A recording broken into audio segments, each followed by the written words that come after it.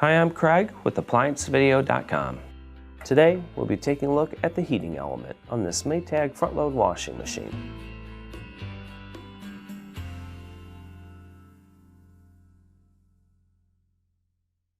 Stop. Before beginning any repair, always be sure to disconnect the power to the appliance. It is also recommended to test the outlet for the proper voltage. Remember to also turn off the water. The main reason why you'd be replacing your heater on this unit would be if it's throwing a heater error code. Now, let's begin the repair. We've went ahead and accessed the rear of the unit, and to begin, we have to remove this back panel here.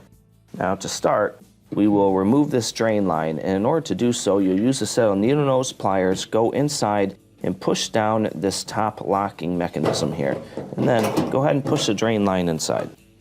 Then we have multiple 1/4-inch screws around the perimeter that'll have to be taken out.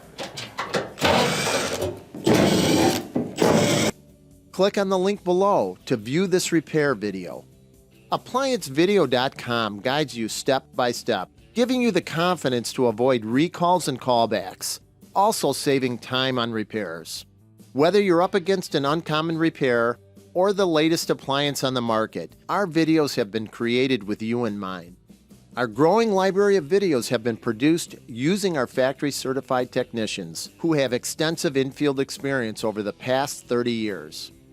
ApplianceVideo.com provides high-quality repair videos that anyone can follow, regardless of their skill level. We are here to help. Click on the link below to view this repair video, and let us help you do it right the first time.